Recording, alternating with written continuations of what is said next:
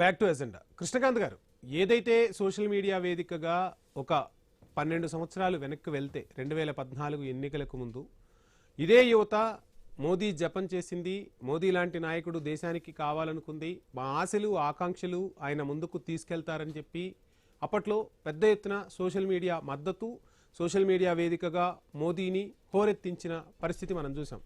ఇప్పుడు అదే social media వేదికగా పుట్టిన ఒక పార్టీ ప్రశ్నిస్తోంది. ఆ ప్రశ్నలకు సంబంధించి సమాధానం ఇవ్వాల్సిన పరిస్థితి వచ్చింది. ఇచ్చారు. బాధ్యత గల ప్రభుత్వంగా, బాధ్యత గల నాయకులుగా ధర్మేంద్ర ప్రధాన్ రాజీనామా చేశారు. కానీ ఈరోజు చేసిన రాజీనామా ఏదో ఆ నీట్ పేపర్ లీకేజ్ అప్పుడే చేసి ఉంటే ఈరోజు ఇంత పరిస్థితులు, ఇంత దారుణాలు జరిగేవి కావుగా అనేది ఈరోజు సమాజంలో ప్రతి ఒక్కరూ చర్చించుకుంటున్న మాట. ఒక రాజకీయ నాయకుడిగా మాట్లాడతారా, లేదు దేశంలో ఉన్న ఒక యువతగా స్పందిస్తారా, ఏంటి అసలు ఎలా చెప్దాం అనుకుంటున్నారు సమాధానం? సార్, వంశీ గారు, ముందుగా మీకు అండ్ ఐ న్యూస్ వీక్షకులకి అండ్ తులసిరెడ్డి గారికి అండ్ మిగతా ప్యానలిస్ట్కి నమస్కారం అండి. ఇవాళ రోజు నేను చెప్పేది ఏంటంటే సార్, ఒకటి, మా భారతీయ జనతా పార్టీ ఎప్పుడు జవాబుదారీతనానికి, పారదర్శకతనానికి ఎప్పుడు ప్రాధాన్యత ఇస్తుంది. దానికి అనుగుణంగానే ఇవాళ రోజు విద్యార్థుల భవిష్యత్తుని, వాళ్ళ యొక్క ప్రయోజనాన్ని దృష్టిలో పెట్టుకొని, ఎందుకంటే మోడీ గారు మొన్న కూడా మీరు చూసారు, అర్ధరాత్రి 12 వరకు కూడా ఆయన మేల్కొని బాధ్యతాయుతంగా ఆయన వీడియో పెట్టింది కూడా అందుకే. ఆయన ఏమంటారంటే దేశ భవిష్యత్తు యువత భవిష్యత్తుకి మించింది ఏది లేదు, ఎందుకంటే దేశ భవిష్యత్తు యువత మీద ఆధారపడి ఉంది. సో ఆ యువత భవిష్యత్తుతో ఆడుకునే వాళ్ళని ఎవరిని వదలము, వాళ్ళ మీద కఠినమైన చర్యలు తీసుకుంటాము. అందుకనే ఇంక్లూడింగ్ ఫాస్ట్ ట్రాక్ కోర్ట్స్ కూడా మేము పెడతాం జరుగుతుంది. ఆల్రెడీ పబ్లిక్ ఎగ్జామినేషన్స్ యాక్ట్ ఏదైతే పెట్టామో 2024, దానికి అనుగుణంగానే ఇప్పుడు ఈ పట్టుబడిన వాళ్ళని, సిబిఐకి ఎంక్వైరీ ఇచ్చిన వాళ్ళని ఆ యొక్క యాక్ట్ పరంగానే శిక్ష పడుతుంది రేపు నిర్ధారితం అయిన తర్వాత. సో దానికి అనుగుణంగా ఆ కేసు త్వరగా ముందుకెళ్ళడానికి separate fast track court. Krishnakanth గారు, ఒక చిన్న సబ్మిషన్ నాది, ఒక చిన్న సబ్మిషన్. ఫాస్ట్ ట్రాక్ కోర్టులు పెడతారు, వాళ్ళకు 1 కోటి 1.5 జరిమానా విధిస్తే ఆ 1 కోటి 1.5 వాళ్ళకి ఎంతసేపు సార్? అది అసలు ఆ 1 కోటి 1.5 జరిమానాలు ఎంతసేపు? వాళ్ళలో మార్పు వస్తుందా? అసలు ఆ శిక్షలు సరిపోతాయా? అండ్ మీరు అకౌంటబిలిటీ గురించి మాట్లాడారు, కానీ అసలు ఈ రోజు ఆ ఉద్యమం మొదలైందే అకౌంటబిలిటీ లేదని సార్, బాధ్యత ఎవరు తీసుకోలేదని ఆ ఉద్యమం మొదలైంది. మరలా ఎక్కడ అకౌంటబిలిటీ ఏమిటి? ఈ రోజు ఈ పరిస్థితి వచ్చేది కాదేమో. వంశీ గారు, ఇప్పుడు ఒకసారి నన్ను సమాధానం చెప్తాను. ఇప్పుడు అకౌంటబిలిటీ తీసుకున్నాం కాబట్టి ఇమీడియట్ గా మేము రీఎగ్జామినేషన్ పెట్టాము నీట్ ని. ఏదైతే ఇప్పుడు ఎన్టీఏ నేషనల్ టెస్టింగ్ ఏజెన్సీ ఉందో దానిలో రీస్ట్రక్చరింగ్ చేసి హై లెవెల్ కమిటీ పెట్టి, ముఖ్యంగా రీ ఎగ్జామ్ ఎప్పుడు పెట్టామంటే, ముఖ్యంగా రాధాకృష్ణన్ కమిటీ 101 ప్రతిపాదనలు ఏదైతే ఇచ్చిందో ఆ 101 ప్రతిపాదనలు ఇమీడియట్ గా 70 పైచిలకు ప్రతిపాదనలు ఇమీడియట్ గా మేము ఇంప్లిమెంట్ చేస్తూ రీ ఎగ్జామినేషన్ పెడతాం జరిగింది. అండ్ ఆల్సో ఎగ్జామినేషన్ పరీక్ష ఫీజు ఏదైతే ఉందో అది రీఫండ్ ఇచ్చేసి, ఎందుకంటే ఆల్రెడీ స్టూడెంట్స్ చాలా ప్రెషర్ లో ఉన్నారు, స్ట్రెస్ లో ఉన్నారు, వాళ్ళకి అవన్నీ ఉండకూడదు, ఫైనాన్షియల్ స్ట్రెస్ కూడా ఉండకూడదు అనే ఉద్దేశంతో మనం పెట్టాము. ఇప్పుడు రీఎగ్జామినేషన్ అయిన తర్వాత ఒకటి వంశీ గారు, గత 2025 ఉత్తీర్ణతతో కంపేర్ చేస్తే 2026 ఉత్తీర్ణత పర్సెంటేజ్ కూడా పెరిగింది నీట్ ఎగ్జామినేషన్ స్టూడెంట్స్ ది. మీరు చూసుకోండి, నేను చెప్పేది కాదు. రీస్ట్రక్చరింగ్ చేశాం కాబట్టి ఇవన్నీ అయినాయి. అండ్ దాని పరంగా రూట్ కాజ్, ఇప్పుడు ప్రాబ్లం వచ్చినప్పుడు అకౌంటబిలిటీ తీసుకొని నేను పారిపోలేదు, మేము దాని యొక్క రూట్ కాజ్ లోకి వెళ్ళాము, దాని యొక్క సొల్యూషన్ ఇవ్వడానికి చేస్తున్నాము, అదే విధంగా ముందుకెళ్తున్నాం.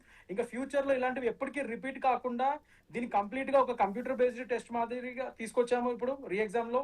అండ్ ముఖ్యంగా బయోమెట్రిక్స్ తీసుకొచ్చాము, సీసీ కెమెరా మానిటరింగ్, అన్ని A to Z డిజిటైజేషన్ చేసాం, మొత్తం కంప్లీట్ ఆన్లైన్ చేసాం, అన్ని చేసుకుంటూ వస్తాం. ఇంకా ఫ్యూచర్ లో లీకేజ్ అనేది రాదనేది ఒకటి గమనించాలి వంశీ గారు. ఇప్పుడు నేను రాజకీయాలు మాట్లాడదలుచుకోవాలి, ఎందుకంటే యువత భవిష్యత్ అనేది చాలా సెన్సిటివ్ మ్యాటర్. దయచేసి రాజకీయం చేయకూడదనే ఉద్దేశంతో నేను వేరే పార్టీ యొక్క ఇదివరకు గత 2014 కంటే ముందు ఎన్నిసార్లు పేపర్ లీకేజ్ అయినా, యూపీఐ రిజామ్లు, ఇవన్నీ నేను మాట్లాడదలుచుకోలేదు. ఎందుకంటే I don't want to politicize it. నేను ఓన్లీ ఇప్పుడు సబ్జెక్ట్ మీద ఈ యొక్క నీట్ పరీక్షలు ఏ విధంగా మేము ప్రాబ్లం వచ్చిన చోట సొల్యూషన్ ఇచ్చాము, ఈ లీకేజ్ అయిందని ఇమీడియట్ గా రాగానే ఆ ఎగ్జామ్ స్క్రాప్ చేసి యుద్ధ ప్రాతిపదిక మీద మొత్తం మా స్ట్రెంత్ అంతా ఉపయోగించి ఒక రీ ఎగ్జామ్ పెట్టి వాళ్ళ రోజు ఇంత ఉత్తీర్ణత తీసుకొచ్చాము. 20 లక్షల పైచులకు మంది విద్యార్థులకి ఎగ్జామ్ పెడతామే కాకుండా దాంట్లో ఇప్పుడు దగ్గర 11 లక్షల పైచులకు, అంటే 12 లక్షల వరకు దగ్గర అందరి మంది ఉత్తీర్ణత సాధించారు. చాలా దిగువ మధ్య తరగతి కుటుంబము, బీద విద్యార్థులు, వాళ్ళ వర్గాలు, ఒక ఆటో డ్రైవర్ కొడుకు, ఒక ఇంట్లో పాచిపని, అది వాళ్ళ క్రెడిట్ సార్. అది మనం ఎలా క్రెడిట్ చేసుకుంటాం? అసలు నాకు అర్థం తీసుకోవట్లేదు సార్. మేము వాళ్ళందరికీ వాళ్ళు కష్టపడ్డారు, వాళ్ళు ఎగ్జామ్ రాశారు, వాళ్ళు ఉత్తీర్ణత సాధించారు, అది మీ క్రెడిట్ ఎలా అవుతుంది? నేను క్రెడిట్ తీసుకోవట్లేదు సార్. మేము వాళ్ళ రోజు సాధించే విధంగా చేసాం మేము, ఎందుకంటే ఇప్పుడు రీ ఎగ్జామ్ పెట్టబట్టే కదా వాళ్ళ ఆనందంగా ఇవాళ రోజు సెలబ్రేషన్. అసలు రీ ఎగ్జామ్ పెట్టాల్సిన అవసరం ఎందుకు వచ్చింది అనేది కదా ప్రశ్న. అసలు రీ ఎగ్జామ్ ఎందుకు పెట్టాల్సి సార్, వచ్చింది? ఇప్పుడు మీ పేపర్ లీకేజ్ వల్లే రీ ఎగ్జామ్ ఎందుకు పెట్టాల్సి వచ్చింది అంటే సార్, ఇప్పుడు నేను ఒకటి చెప్తాను సార్. ఇప్పుడు మీరు లీకేజ్, పేపర్ లీకేజ్ అంటున్నారు. పేపర్ లీకేజ్ ఇప్పుడు మీరు మొత్తం అంతా ఆన్లైన్ లో మొత్తం ఓవరాల్ ఇండియా మొత్తంగా లీకేజ్ ఏం కాలేదు. దిగువ స్థాయిలో ఒక ఇన్స్టిట్యూట్ లో ఏదైతే మనకి ప్రైవేట్ ఇన్స్టిట్యూట్స్ మాఫియా జరుగుతుందో, మన ప్రభుత్వం వచ్చిన తర్వాత చాలా మటుకు దాన్ని నిర్మూలించాం. కానీ ఎక్కడో ఒక చోట అది స్టిల్ ఒక చోట లీక్ అయింది కాబట్టి ఆ యొక్క ఇన్స్టిట్యూట్స్ వాళ్ళ యొక్క స్టూడెంట్స్ టాపర్ అయ్యే విధంగా వాళ్ళ యొక్క స్టూడెంట్స్ గురించి, అందులో చదివే వాళ్ళ గురించి ఆ ఎస్, paper ఇప్పుడు leakage ఇప్పుడు అమ్మడం పాయింట్కి బట్టి వచ్చారు వచ్చింది. పాయింట్కి వచ్చారు కృష్ణకాంత్ గారు. మీరు చెప్పిన అంశమే ఇప్పుడు అభిజిత్ దీప్కే ఈ రోజు దీక్ష విరమించే ముందు కూడా ఆయన చెప్పింది ఏంటి అంటే విద్యా వ్యవస్థలో ప్రక్షాళన రావాలంటున్నారు. ప్రైవేటు కాలేజీల దందా, ప్రైవేట్ ఇన్స్టిట్యూట్ల దందా భారత్లో ఏ విధంగా జరుగుతుందో మనకు తెలియంది కాదు. ఆ దందాకు చెక్ పెట్టే విధంగా నిర్ణయాలు ఉండాలి. దానికోసం ఉద్యమిస్తామని కూడా చెప్తుంది. వంశీ నేను చిన్న మెడికల్ ప్లీజ్ సార్. దీంట్ లోపల మన దేశం లోపల ఉన్న సీట్ ఎంత అంటే 1,36,939 మెడికల్ సీట్లు ఇది దేశం మొత్తం మీద ఉన్నది.